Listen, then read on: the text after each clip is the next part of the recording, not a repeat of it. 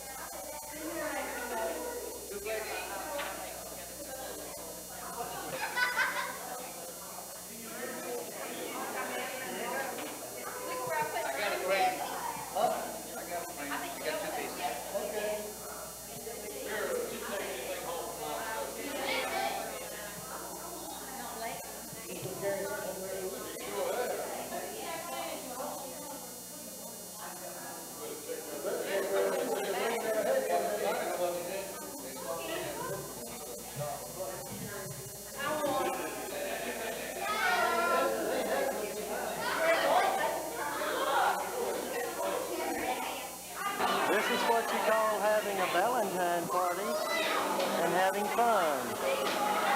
This is the balloon toss. Lots of excitement.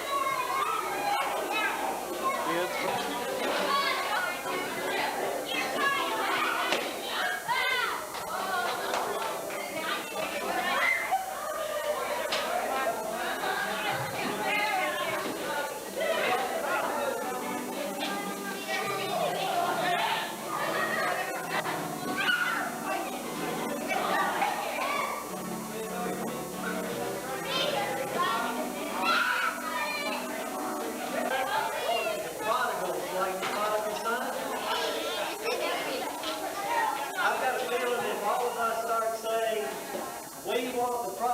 Maybe they'll come out, okay? Can we say that together? We want the prodigals, all right? Say it with me this time. We want the prodigals. We want the prodigals. All right, now, maybe if we start clapping a little bit. All of you start clapping together.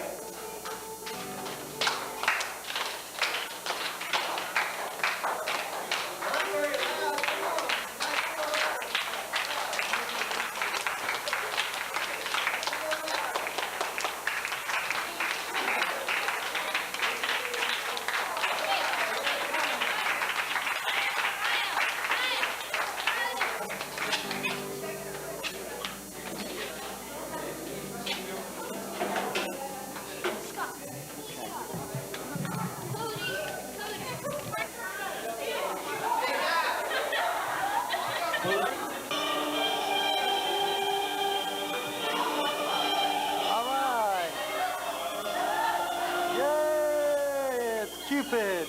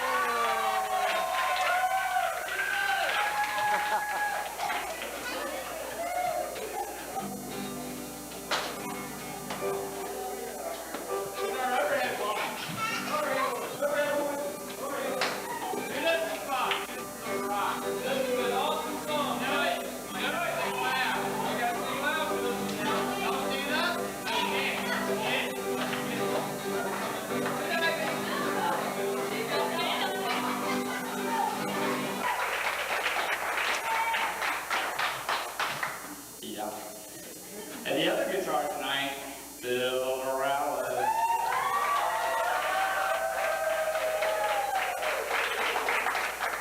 Tonight's handy woman, so we couldn't live without Sharon Schmidt. Starring as Cupid tonight, Dave Stinger. Tonight, with all the stupid games, it's stupid Susan herself.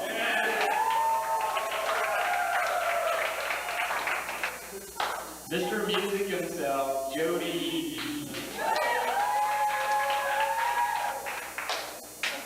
And our own Vice President of Prodigal, Luce the Goose. And now, the old man of the group, our grandpa, and our president, Gerald Dickens.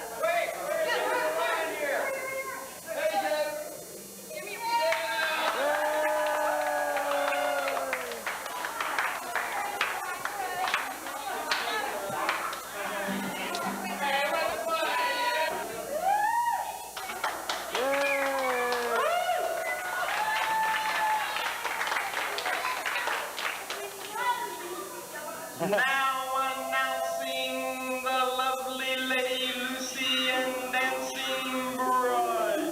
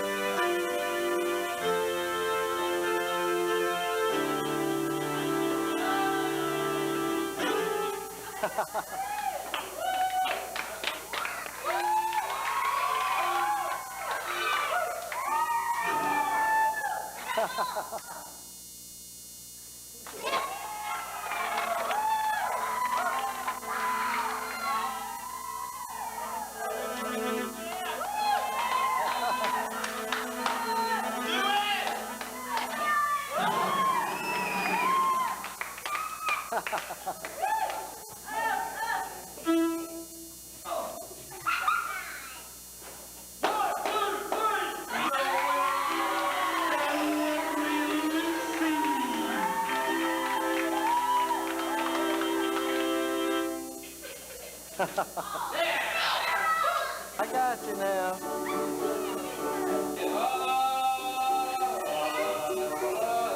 Okay? Hey, that's a smaller man. All right, let's have one. Ready? Okay, you're gonna add something to it. Go. Make it clap and go, okay? Yeah, okay, listen, the last time you do it, you'll clap from the golf one, okay? Just walk down to the wheel, that's for a minute.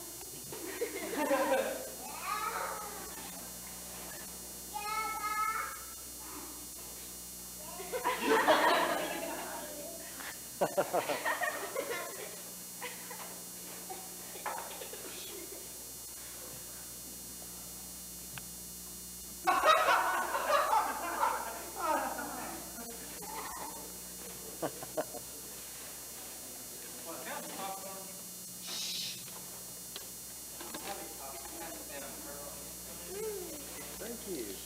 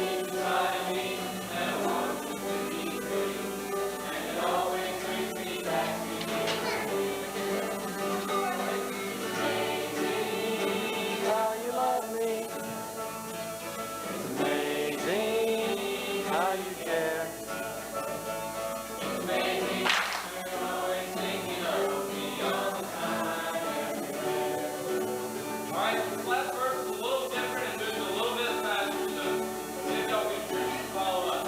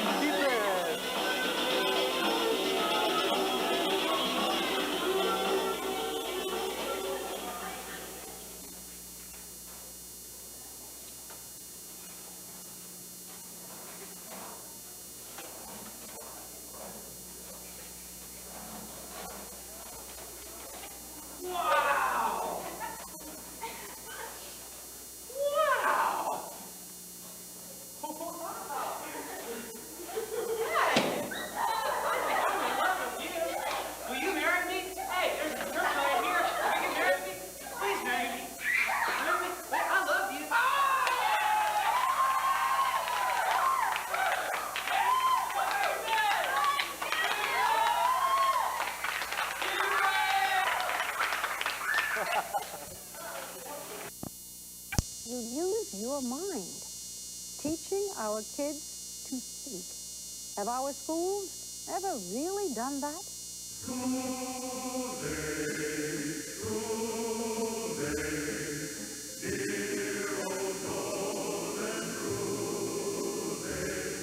Look back at some of our bright-eyed students in the geometry class in 1900. Outside a one-room schoolhouse in Pennsylvania, and inside an elementary school during the 30s. Times may have changed, kids may have changed, but the public schools they've attended have in some way stayed the same.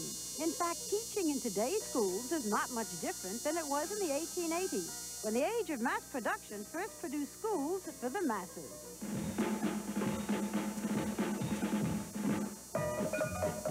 The emphasis then was not on thinking skills, but on basic skills.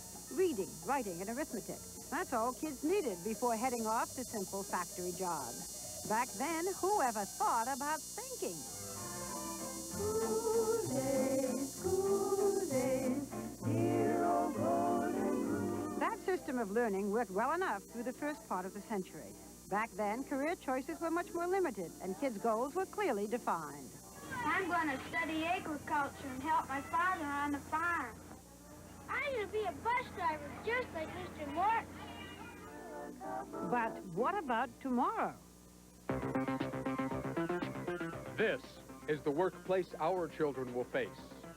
Employers already demand computing skills, reasoning skills, problem-solving skills. In short, they need workers who can think.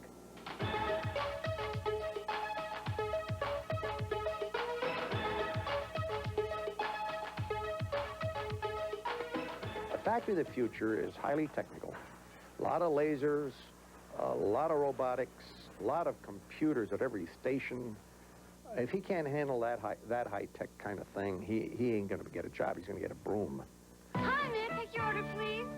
Big Mac McDLT, a quarter pounder with some cheese. And to fill their customers' needs, even McDonald's workers now require more than just a quarter pound of brain power. We need people who can think on their feet, who can initiate, who can problem solve, who can be team players. They have to coordinate hundreds of orders. They have to master the multitude of buttons on the cash register. And they have to communicate. A new study projects that by the year 2000, the average American job will require more than 13 years of education, meaning high-tech skills even for low-tech products. Take this textile plant here at the Russell Corporation in Alabama.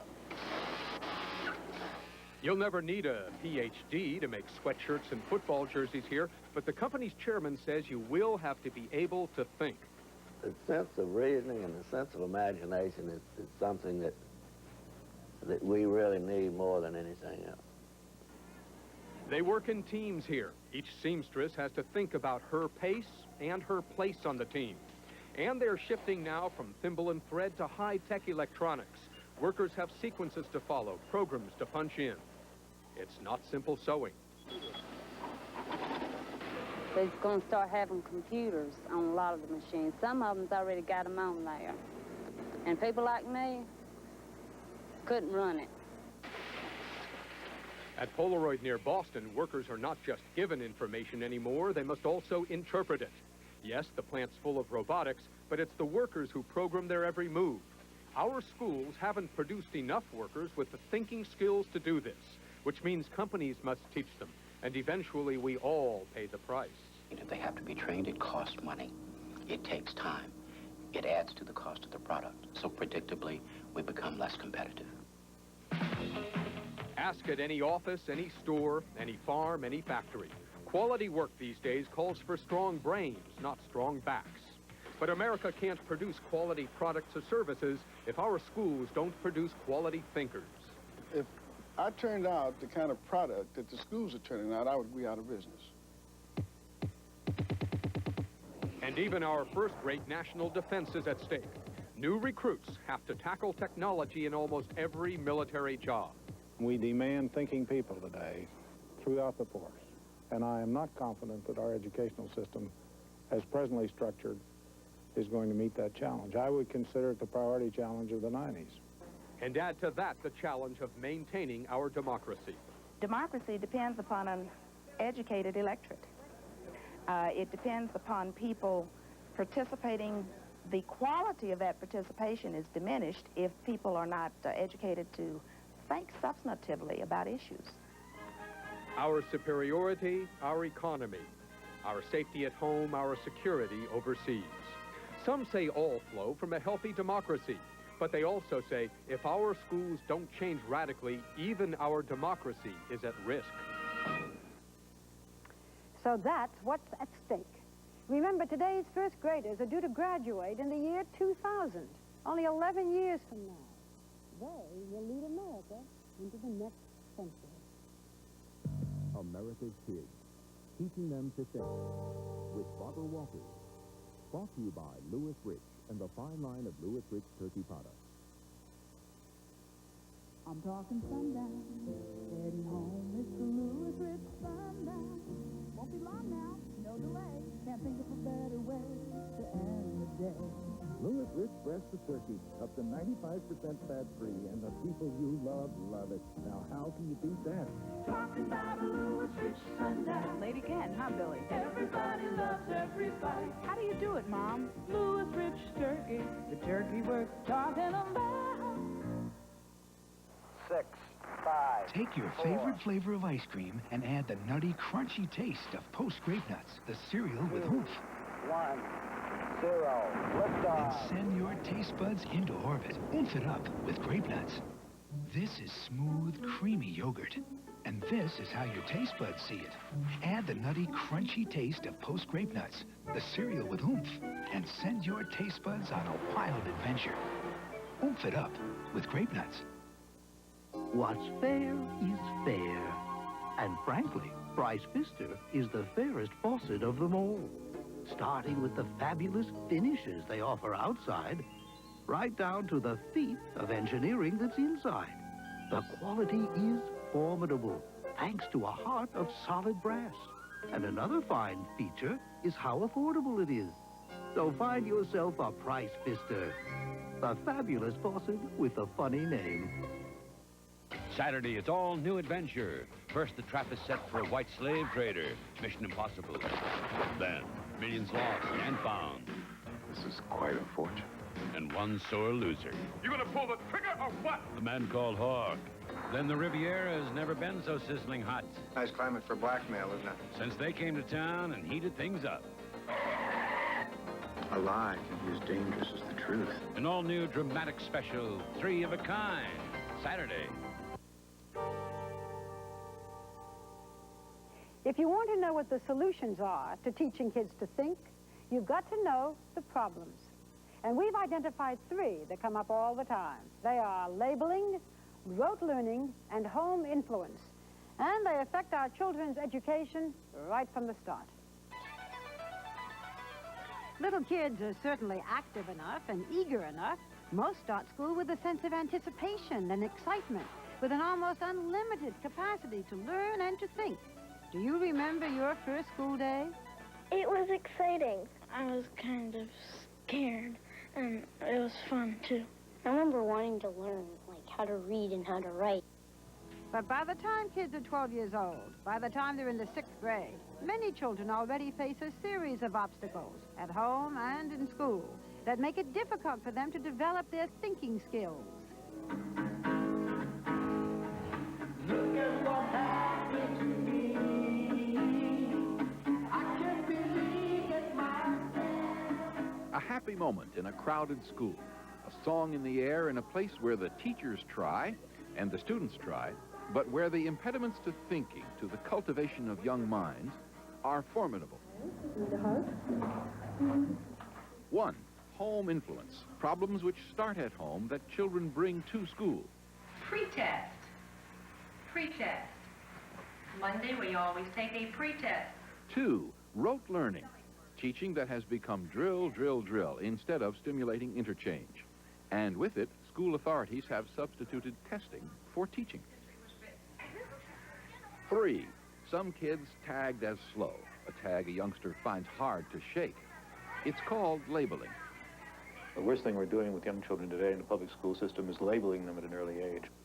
Children understand early that they are worth less than others when people in authority, such as teachers, tell them in various ways that they are slower. Here are children being told just that. First graders in a Florida school being pulled out of class for remedial work. The dangers, the younger the child, of mislabeling are greater, and unfortunately we're doing that earlier and earlier. A child told at age 5 or 6 that he or she is not as bright or quick as the others may live down to that expectation, become slow, lose natural curiosity, and give up on thinking. And what about rote learning? 1 times 3 is 3. Drill in fundamentals, the 3 R's, is of course central to schooling. It's a basic curriculum we've all been raised on. But more and more, educators want to go beyond rote teaching. You have to learn to use your mind in school. Solving problems, taking on issues you don't fully understand, and coming to conclusions, and moving on from there. That means your mind gets better this year at doing these things than it was last year. That doesn't happen in some of our schools now. What does happen often is rote work. Teacher drills, 10-year-olds deliver. It's not very exciting to be put in an environment for 6 hours a day, 180 days a year, where your basic task is to take in information and give it back in very close to the way you were given it. A byproduct of rote teaching is rote testing. The child must spit back answers. True, false, yes, no, fill in the blank. But is anything being absorbed? One of the only ways we seem to be able to measure what we do is to give a test, a pencil and paper test, with multiple choice. Is this a substitute for thinking? Many educators say yes. A test measures too little, takes a narrow slice of intellect and memory. There's more to a child than words to be spelled and multiple choice quizzes. Once again, it seems very little thought going to thinking. Beyond the problems of the schools are those at home, troubles that influence children at school. Troubles that often are an impediment to thinking, that may often block communication. We have children who come out of an environment where nothing is ever said to them. Sit up, sit down, shut up, shut the door, go to bed, food's on the table. You eat in silence. You watch TV in silence. You ride in the car in silence. You go to church in silence. You shop in silence. And you don't really talk. You don't really engage in a conversation. My mom's usually at work, or my dad's at work. In the afternoons, Sarah and Denny Caldwell are in the care of their brother Tim. There's little conversation between parent and child, conversation that could help stimulate thinking. We're very busy people, probably like the typical American family, and so you try to do the best that you can do with the time that you do have. It's not like that I have time to sit down and talk to them. As far as sitting down and having a conversation, that's rare. Sometimes I come to school late, sometimes I don't. For many children, lack of communication is the least of the problems at home. Shirley Rivera is only 9 years old. Her family is on welfare. There are 5 children in the home, but no father. It is rough in this household, posing problems that are serious obstacles to even the most rudimentary schoolwork. You grow up in that kind of an environment. First, you don't think you're worth very much because nobody pays much attention to you. You're just there. 80% in this school from incomplete or broken homes and millions in America. Troubled kids not fully cared for, each a different sort of burden on the public schools. These, then, are the obstacles to thinking. Too much testing and drill, the labeling of kids, over-organizing their work. Not enough about thinking. Not enough talking with youngsters, too much talking to them about things like this. Are you sitting up tall and straight?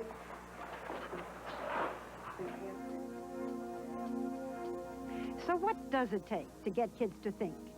Experts agree that children can only learn to think by experimenting, discussing, reasoning, and most of all, problem solving. All processes in which kids actively participate. You learn that by working in groups of 2 or 3 youngsters, and you talk about what the problem is, what the options are, and how do you sort them out. But few schools give students a chance to experiment or to work in teams, the kind of experience that will prove so valuable to them once they go off to work.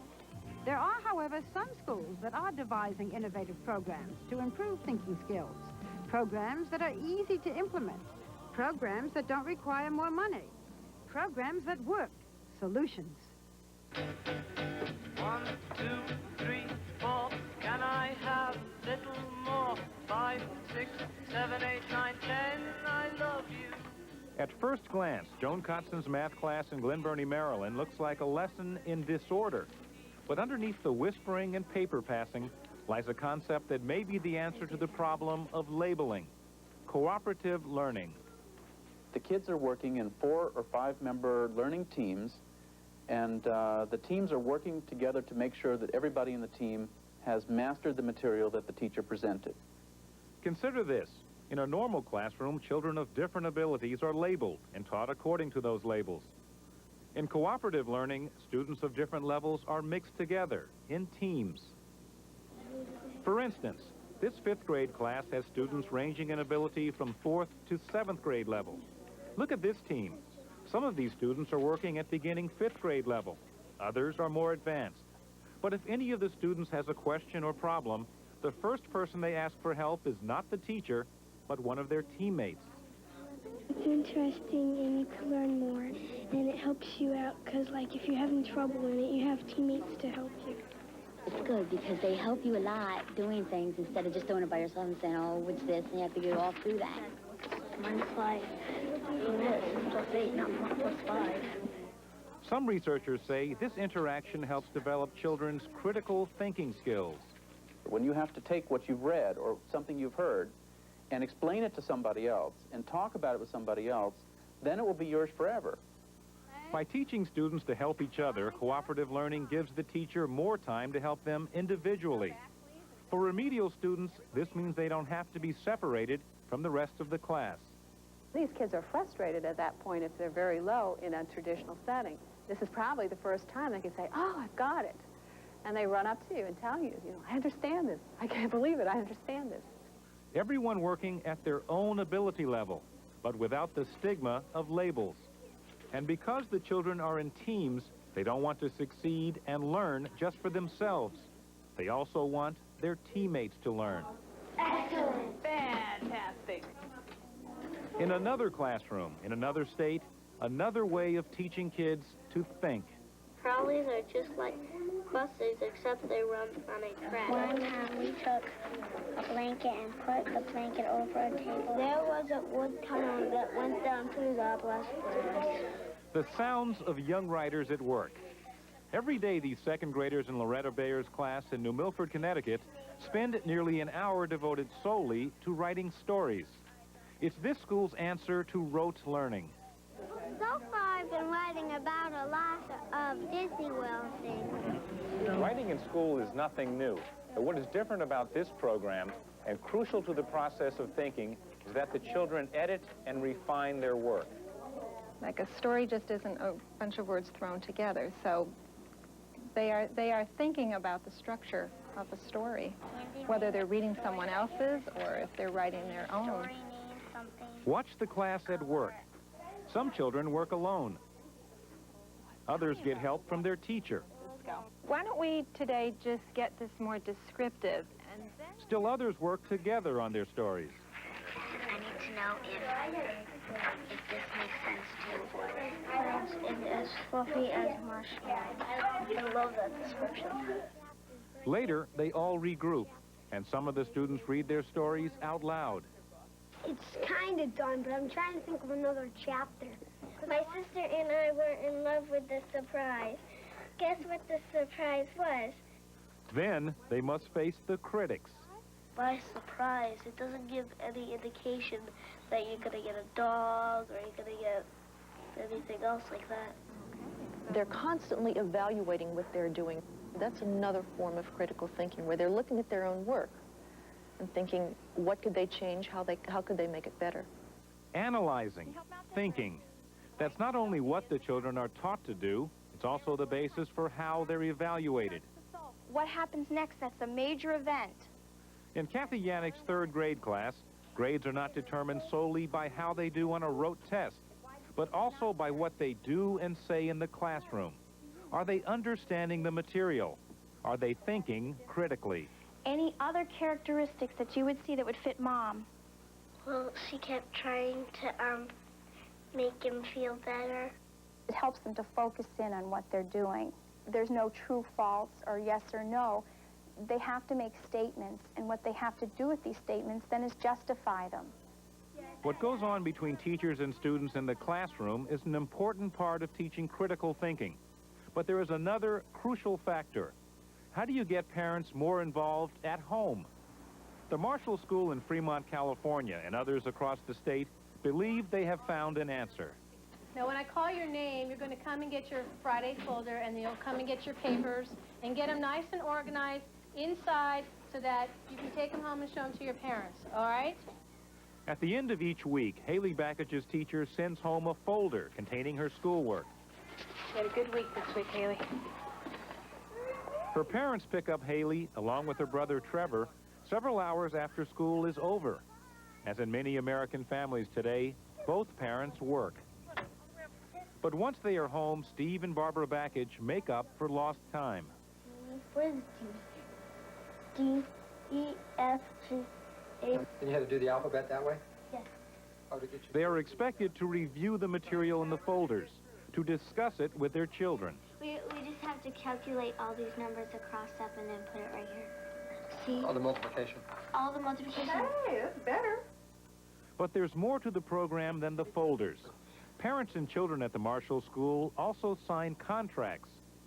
The students agree to do all their homework and to get to school on time. The parents agree to provide a quiet place for their children to study and to spend at least 15 minutes a day reading to them, to be involved. It's not a legally binding contract, but when a 9-year-old signs a piece of paper with their parents, it's worse, you know, because they'll come up to you and they'll remind you. I think I'm learning more because they're so involved. And my dad always checks my homework and stuff, and they used to not do that. What should you be doing when they come home? Making sure that what they've learned in school sticks, or that it's followed through, that it doesn't stop, that their brains don't stop at 3 o'clock in the afternoon. Stimulating our kids to think. That's the challenge for parents and teachers. But just what are thinking skills? How do we demonstrate them? Well, we're going to give you some information and then ask you to solve a problem based on that information. The first problem is intended for grammar school kids. It requires a thinking skill called conceptualization. In this case, conceptualizing numeric progressions. You ready now? Here we go. Take a close look at this line and the numbers in the box below the line. The question is, what number belongs in the box? Remember now, we're talking about the relationship of the numbers along this line. Have you figured it out yet? Well, since the numbers decrease by 1 at each interval below 0, they must increase by 1 at each interval above 0. So the number that belongs in the box has to be +4. So, a demonstration of conceptualization. What a useful thinking skill to have. Everyone from a cryptographer trying to break a code to a taxi cab driver trying to figure out a pattern to street addresses needs to conceptualize. Now another thinking skill, this time integrating and interpreting data.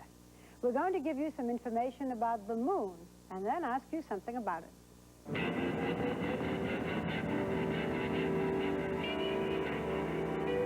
Eagle, you're looking great. Coming up 9 minutes. Tranquility Base here. The Eagle has landed. When our astronauts landed on and photographed the surface of the moon, we had our very first close-up view of its surface. It was apparent there was no life, no atmosphere, and no moisture. The astronauts did, however, find plenty of hills, many valleys, and lots of craters. Now, keeping those facts in mind, here's the question. What do you think presently helps to shape the surface of the moon, to make the moon look the way it does? Could it be glaciers? Plants? Meteorites? Streams? Or moving air? Now, keeping in mind the information we first gave you, can you use that information to think your way through the problem? Take a second now. Remember, you're trying to figure out what helps shape the surface of the moon. Okay, since we've said there's no life on the moon, there can be no plants, which are living things. Since there is no atmosphere, there can be no moving air. Since there is no moisture, there cannot be any streams or glaciers. They both contain moisture. So by the process of elimination, we can conclude that those hills, valleys, and craters are formed by meteorites. So meteorites help shape the moon's surface. Again, the thinking process we just went through is called integrating and interpreting data. When you realize that's the very skill an air traffic controller looking at his radar screen must have, you can appreciate just how important that is. Now, that moon question was designed for older kids, those in high school. But, you know, the sad fact is that many of our high school students who sit in seats like these in classrooms around the country can't figure that problem out. Well, as we'll see in a moment, there are ways to teach those kids to think, too.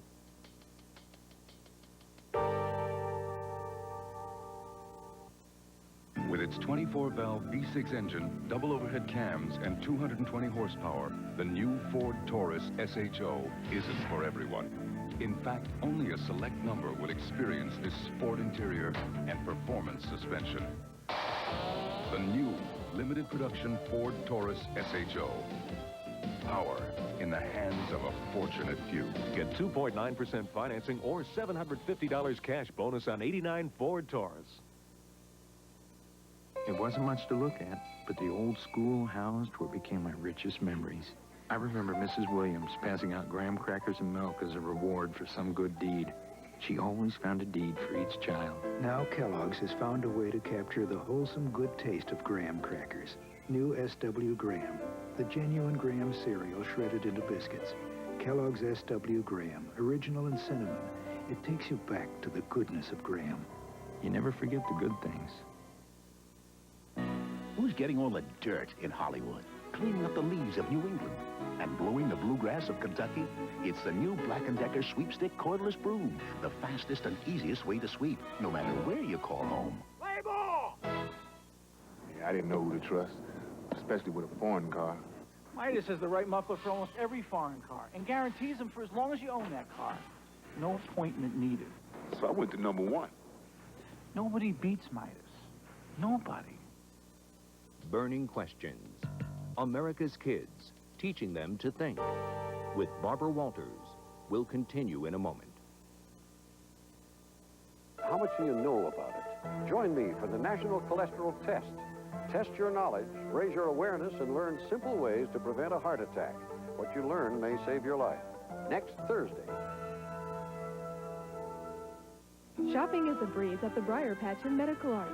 Save 30 to 50% on a special purchase of Oriental Objects to Art, a perfect gift for Mother's Day at the Briar Patch. Good evening, everyone. In JCL Newswatch headlines tonight, SCAD officials finally spoke out today about parking regulations that they have allegedly tried to circumvent. They said, no, they didn't. In fact, City Council met today on the situation, and a couple of Savannah aldermen called on both factions, arguing over the parking problems facing Savannah College of Art and Design, to sit down and talk about it. And it was Respect for Law Day. At the Southside Optimist Club, 5 Savannah and Chatham County police officers were honored. Join the JCL Newswatch team tomorrow at 6. I think that computers make the program more interesting. I would really like for him to learn other languages. My older daughter went to Bartow last year in the 5th grade, and we had absolutely no safety problems at all. The Great Books program offers the interest in the classics, which I'm excited about. Those at Spencer and Bartow in particular will be attended by very motivated children. That's contagious, and I want my daughter to catch it.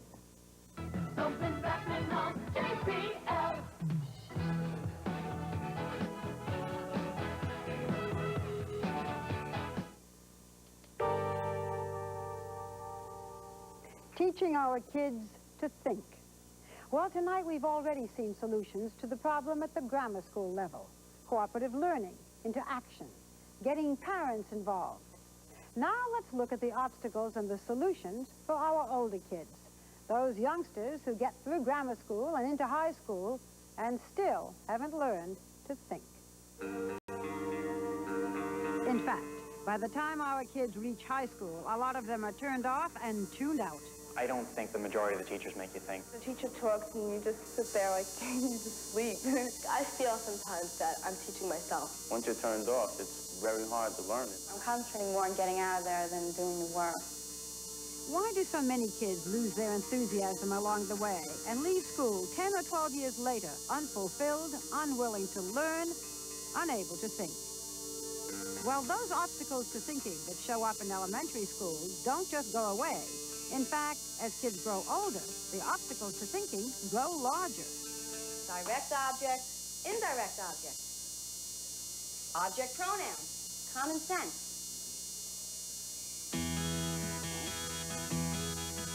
So how do you think the story started?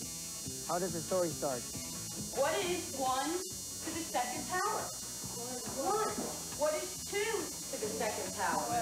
Think back on all the crap I learned in high school. Glucose, monosaccharide, C6H12O6. It's a wonder I can think at all. It's sometimes hard for teenagers to make sense of school. They have other things on their minds besides thinking. Pushing puberty to the side for a moment, consider some of the roadblocks that schools place in the way of kids using their minds. The labeling of children's academic abilities in elementary schools tends to stick and is very difficult to shake in later years. Labeling becomes tracking, a system where at least 80% of American secondary schools separate kids into groups of fast, average, or slow learners and educate them differently. Meet the students at Santa Monica High School. It's in California, but it could be anywhere. Nearly 3,000 teenagers, about 50% white, 50% minority. They're trying to phase out tracking now, but you can see some of the effects for yourself. Power figures. Here in Nationwide, kids on the fast track often get the best teachers and a challenging curriculum designed to stimulate critical thinking and problem solving. Tracking is great if you're considered the cream of the crop, but for this low-track science class, it's a very different story. The teacher's well-intentioned and the kids like the course, but how much thinking is going on? 1 second, I'm going to write the words here and you're going to match the letter to the definition. Inner ear is going to be A. Rote learning. That's what these students have gotten their entire school careers, and it continues in high school, being fed isolated bits of information to memorize for the next test. Students don't make the connection between the material and their current or future lives, so their ability to think creatively, critically, remains unignited. Okay, ladies, focus here, please. As this class ended, we asked if anyone could tell us why they'd been studying sound waves for the past 2 weeks. Why? No. Because it's the next chapter in our book, that's why. We write them off by giving them less and expecting less from them and letting them choose to be less than they're really able to be. Besides stunting many kids' ability to reach their full potential, tracking has also had the effect of resegregating classes. Across the country, if you're black or Hispanic, the probability of being placed in a lower track is overwhelming. Another obstacle is sheer size. Moving from class to class every 50 minutes, you're a little fish in a big pond. It's impossible for teachers to know each child and to help each child really tune in and think. With one guidance counselor for every 425 students at a large public high school like Santa Monica High, most of the attention is focused on the high-track super smart kids and on the low-track kids at risk of dropping out. It's the average kids in the middle that many educators fear are getting lost in the crowd. Oscar De La Torre is one of those kids in the middle. Home influence is one factor that's kept him off the fast track at Santa Monica High. I have no role models outside, you know, in my neighborhood. I mean, everything's negative. I can't look at somebody and say, you know, that's how I want to be, or I want to work as hard as he did. In Oscar's home, there isn't much opportunity to talk about what he's learning at school. The ninth child of parents who did not graduate from high school, his mother and father live in Mexico. Oscar lives with an older sister in a neighborhood from which he wants to escape. Football may be his ticket out. He's pulled his grades up from C's and D's to A's and B's to make the team. But he says he and kids like him get little encouragement in school. I wanted harder classes so I can learn more, and they were like, well, you know, you should take ceramics or something. It'd be easier for you. I mean, you know, you're not going to be, you know, like a lawyer or anything. Feeling unchallenged and overlooked, so many students find it hard to think in school. I may be moving my pencil, but I'm not using my mind at all. They don't believe that what they're doing is important. And I think that that's the role of the teacher, to make it clear to students what and why this lesson is important.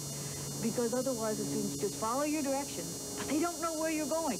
That's why they're mentally absent. Mentally absent.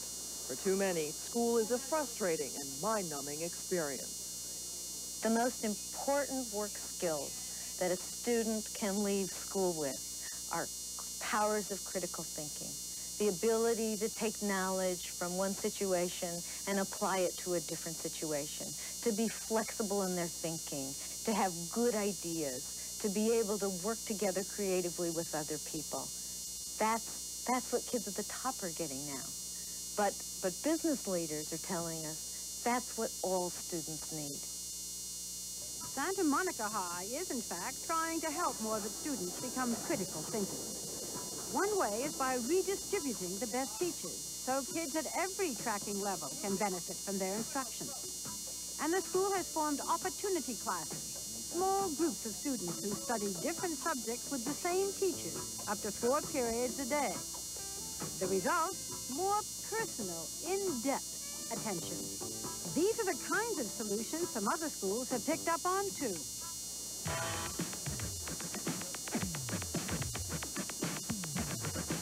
James Madison High School in Brooklyn, New York, a school that is virtually done away with tracking. I want to return to a question that I asked you before about page 22, which we didn't read In yet. Joseph Gagliarmella's untracked English class, students of different abilities are together in the same classroom, being taught the same material at the same pace. Imagine that you are Wang Lung, okay? Describe in writing how you would feel about being married to Olan. Watch these 9th grade students sharpen their thinking skills by discussing the novel The Good Earth. Takima Bonaire interprets a passage where the wife brings a gift to her husband. He felt like she was grateful to him. Like she felt like she needed something. And like he was there to give to her. Greg Nelson adds to that thought.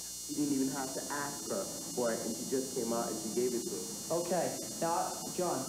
But he was also ashamed of her because she wasn't really pretty.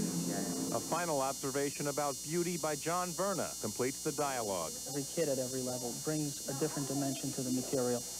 And once you bring in a different dimension that maybe you never heard of before, you automatically start to think.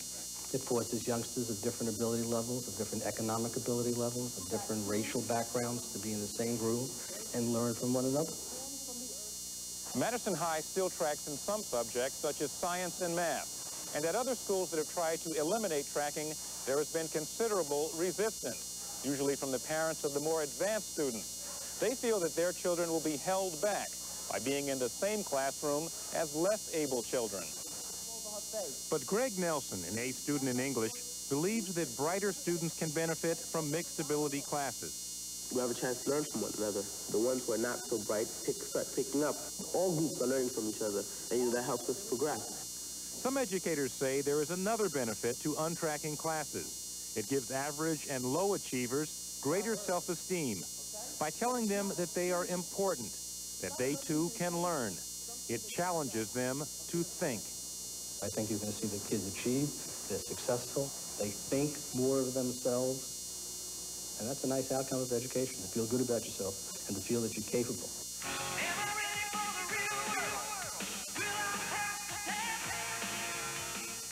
Mathematics, the bane of many high school students' existence, a subject, as we've seen, whose relevance is often lost in the monotony of rote learning. But it doesn't have to be. How many chairs and how many tables should we make, let's say on a daily basis, in order to maximize our profit? Anthony Piccolino is teaching math, not business, at Dobbsbury High School in New York State. But this math is more than irrational roots and Pythagorean theorems. He's teaching his students how math applies to the real world, how a business can make money. Suppose I told you that for each chair we make $1 profit. Not a very big profit, but for now we'll say $1. And I think as an education we've been very good at telling students the reason why you need this math course is because you're going to need it for the next math course, and then for the next math course after that. I don't think we've done enough to let students know that they need it for society and for their everyday functioning in the real world. Not just to balance their checkbooks, but to do the critical thinking, to become aware of how mathematics is used in areas that they never thought could be used before. To make math more understandable, Piccolino also uses videotapes to show that seemingly abstract mathematical concepts appear in nature. The pineapple spiral ratio corresponds to adjacent Fibonacci numbers. And to show how mathematical skills apply in business, such as airline scheduling. So we can look at the effect on our graph if we reduce the passenger unloading time from 13 minutes to 7 minutes. This total approach to math has also been adopted by hundreds of other schools, and students say they now understand why they take math. It's good because it's very practical. It can be applied to a lot of fields. It's not the same old thing where you come in and just write down numbers, remember theorems. You could really use it. And finally, in Rochester, New York, the third critical element in learning how to think, home influence, is supplemented by a unique program in school. Wilson High School is large, congested, and seemingly impersonal. But amidst all the confusion, this school and others in Rochester are giving kids attention and guidance they may not get at home. Math. Miss Cottle. Mrs. Connell, have you talked to her about you? Mm-hmm. Okay, what did she say? I'm making up homework now. What you're seeing is called home-based guidance. 11th grader Tiffany Goodwin is an average student, but lately she is behind in her classwork and needs help. Tiffany gets that help and more from teacher Geraldine Raza. That's what item, Tiffany, is that? 42. Item 15. Like every teacher in Rochester's high schools, Raza is assigned as a personal counselor to about 20 students. So remember, today's day one. If you're interested in military service, the Navy will be here tomorrow, okay? Each day they meet in home base before classes begin, and again at the end of the day. See you tomorrow. Have a good day. Bye, Grandma. Bye. See you tomorrow. Anytime I have a problem with the teacher or my parents or at home or something, I would go to her like a best friend. We sit down together and talk over grades, talk over problems, talk over maybe somebody crying or not going to class or having a difficult time or a difficult time at home. At this school, they are trying to tear down some of the obstacles to thinking. Every home-based teacher knows his or her kids, knows what each needs to overcome those obstacles. Students are not little fish lost in a big pond. Congratulations, your French poster won the prize, and I have a $10 check for you. And even though some Rochester teachers complain they have not been trained to counsel teenagers, here at Wilson High at least, it seems to be working. When you walk into this building, you're just not a number. Home base makes sure that every youngster is recognized, nurtured, their family's known. It's a real family building kind of situation. Home base tries to supplement the parents' role, the teacher's counsel, and when needed, arrange for tutoring. It also opens up communication between school and the home. Teachers make regular calls to parents, informing them of their child's progress or problems. Like many parents, Tiffany's mother tries to be involved with her daughter's education, but she still needs help, and home base gives her early warning when there are problems. If the parent gets firsthand, from the beginning, let the teacher know if they're having a problem from the beginning, let them know, and then they can stop it before it gets too far. You're the parent who's here fighting to make sure, or pushing and gently guiding, like a parent would if they could be here all day. She really stands by us when we're really near. It's like a mother away from home. For students like Tiffany, home-based guidance is crucial in helping cope with an often confusing environment. So there you have it, schools that have come up with some pretty good ways to teach our kids to think. Too bad not nearly enough of our schools are trying them. Okay, now another demonstration to let you use your thinking skills. This time, a math problem that involves deductive reasoning and strategies. This problem has a number of steps. You have to figure out what those steps are, or you can't solve it. Here we go. Take a look at this square. Each side is 5 feet long. What is the area of the square? It's 25 square feet. That's easy enough. You get the area of a square or rectangle simply by multiplying length by width. In this case, 5 times 5. Now look at the square again, and look at the rectangle inside it. The rectangle measures 3 feet by 2 feet. Now the question, what is the area of the shaded portion of the square? We're going to give you some time to try to figure this one out. Remember, it involves a few steps. Had enough time? Now the answer. The area of the shaded portion is 19 square feet. Okay, let's go through the steps to get that answer. First, you must figure out the area of the unshaded rectangle. That's 2 times 3, or 6 square feet. Next, you have to subtract that number from the total area of the square, which, as we said, is 25 square feet. And 25 minus 6 is 19. So the shaded area is 19 square feet. Deductive reasoning and strategies. Again, all kinds of people need that. House painters, warehouse managers, architects, even television producers. They all need to figure out the steps involved to do their jobs. Shouldn't all our high school students have these thinking skills? Isn't it about time we really teach them how to think?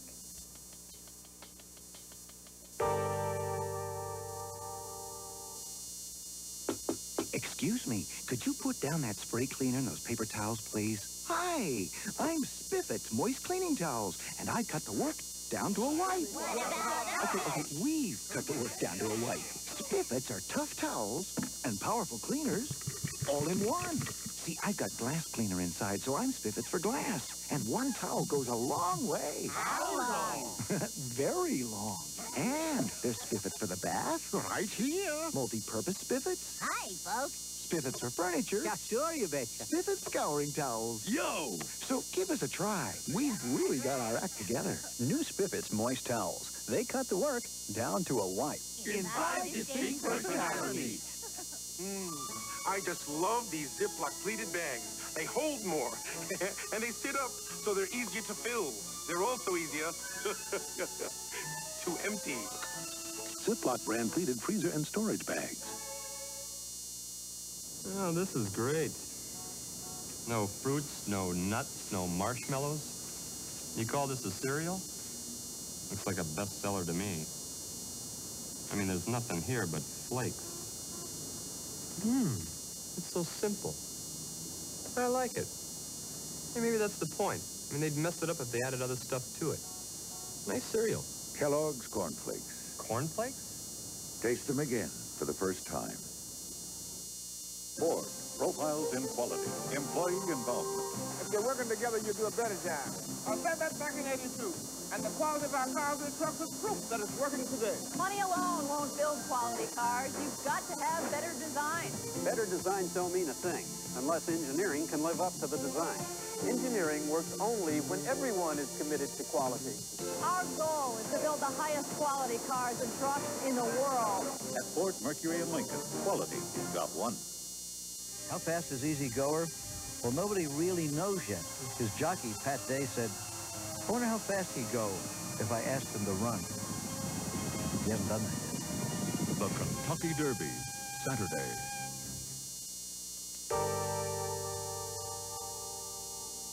As we've shown you tonight, there are some promising and successful programs that do get our kids to think.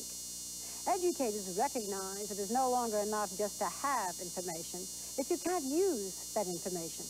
But despite our increased awareness and concern over what's needed, sadly, American kids still are not doing as well as kids in other countries. One recent international survey comparing 13-year-olds found that 78% of South Korean students could do multiple-step math problems, but only 40% of American kids could do them. Remember, these are the same kinds of math problems we've shown you tonight, the kind that require critical thinking. So what can we learn from the way other countries educate their kids? Well, the one country constantly being held up as an example is Japan.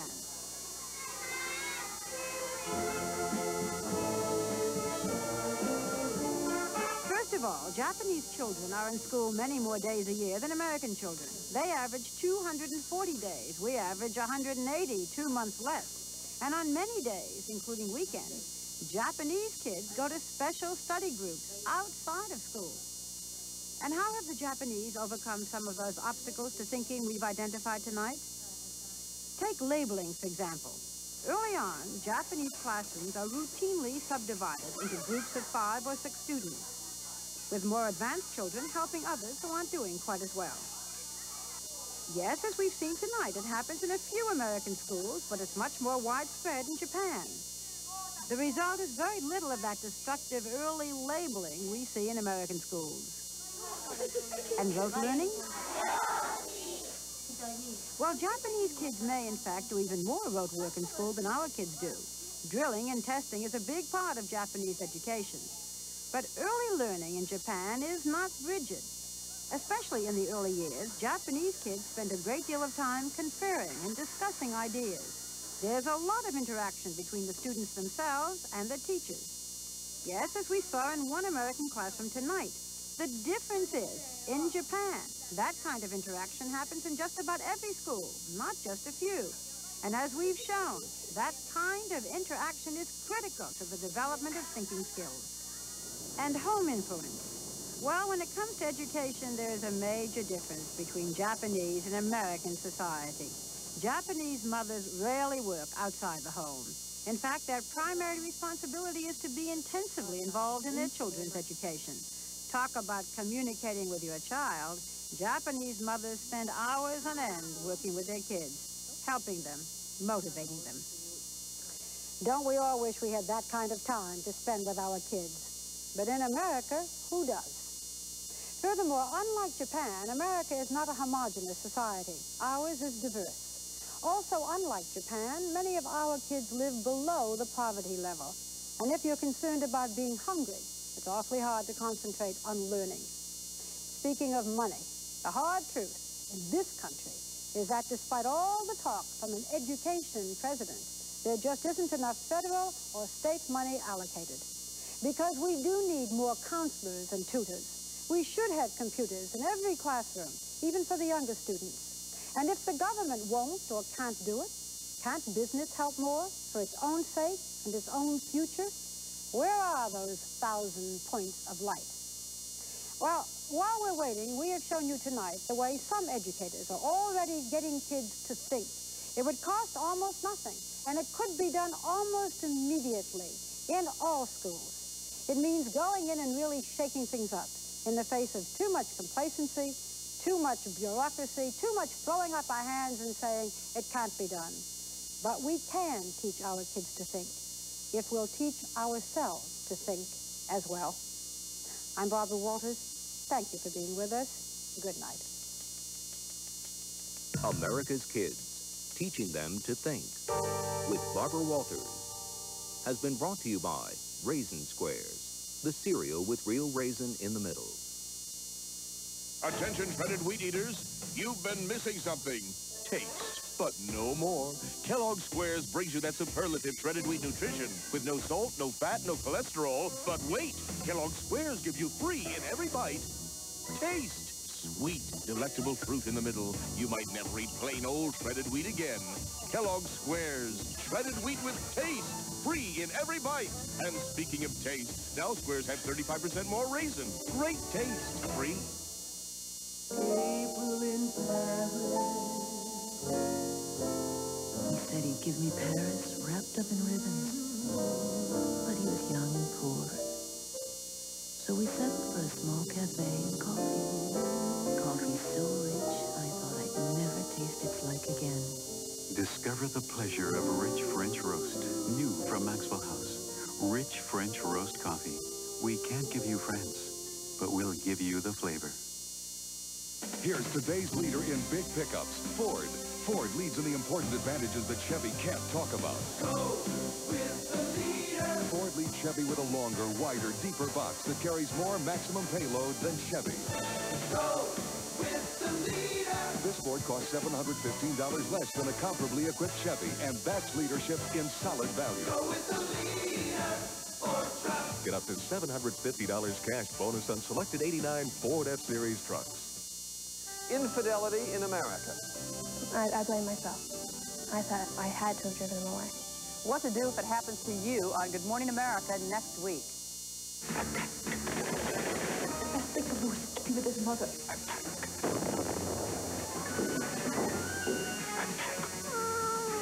I'm going to find Lois. Sunday at 8, 7 Central, the final chapter of War and Remembrance.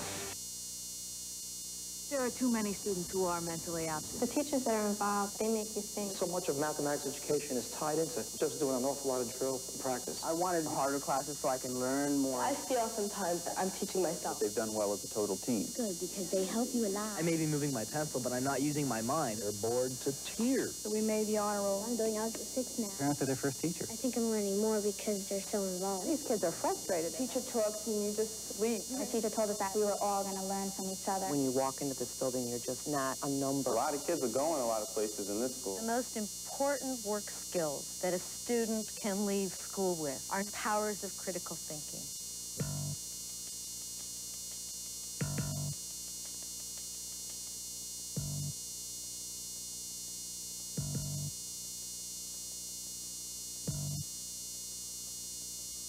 If you wish a transcript, please send $4 to America's Kids, Teaching Them to Think.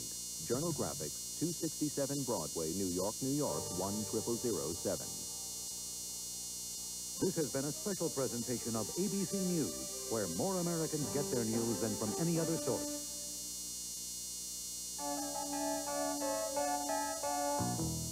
At Gold and Glitter, they make diamonds affordable with the best prices, like a 1/4 carat 7-diamond cluster ladies gold ring on sale now for only $149, and sizing is free. Plus, at Gold and Glitter, you receive a lifetime warranty providing free diamond replacement when lost or damaged. All for only $149 at Gold and Glitter in Oglethorpe Mall, where you'll find Savannah's best.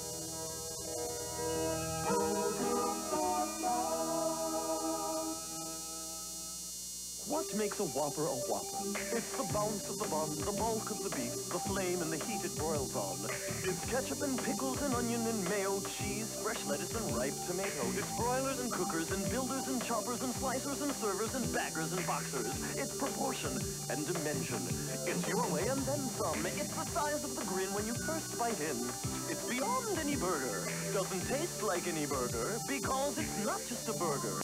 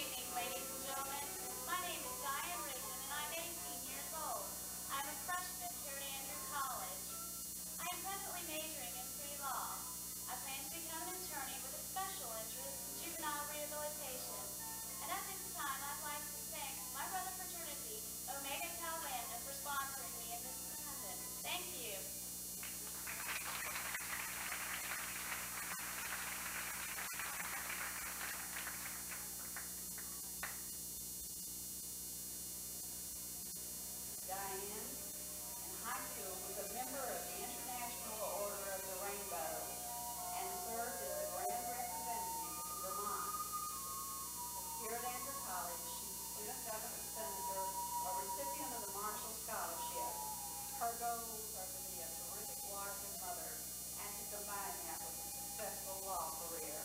Contestant number 1, Diane Reagan.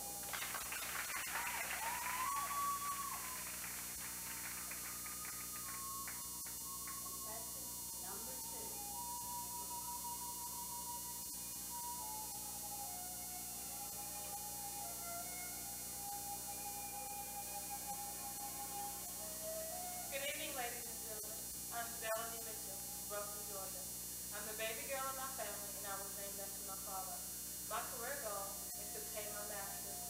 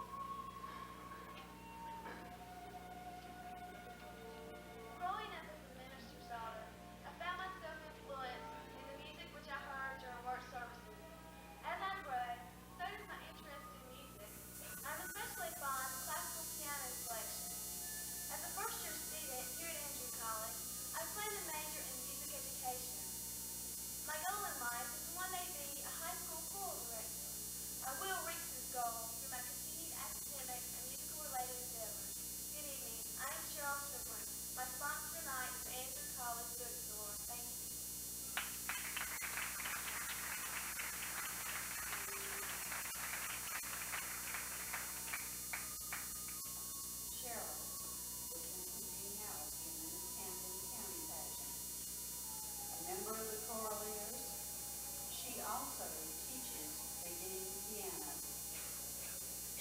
She was selected in 1987 as the Youth Service Fund Chairman for the South Georgia Conference of the United Methodist Church, pursuing a degree as a Director of Music. Contestant number 6, Cheryl Melinda Strickland.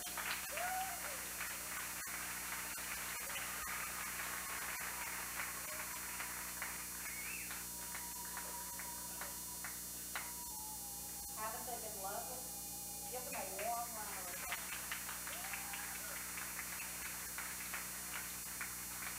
And while you sit down, I'd like to tell you that the gown you're listening to a ceremony wearing this evening is courtesy of Southern Elegance in Americus, Georgia. So we want to thank them for furnishing that for our pageant.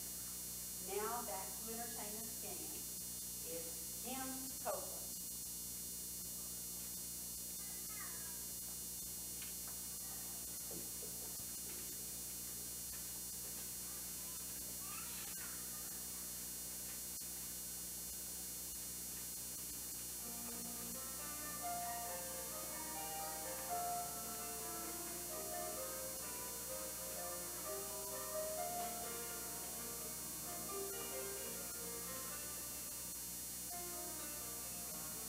Remember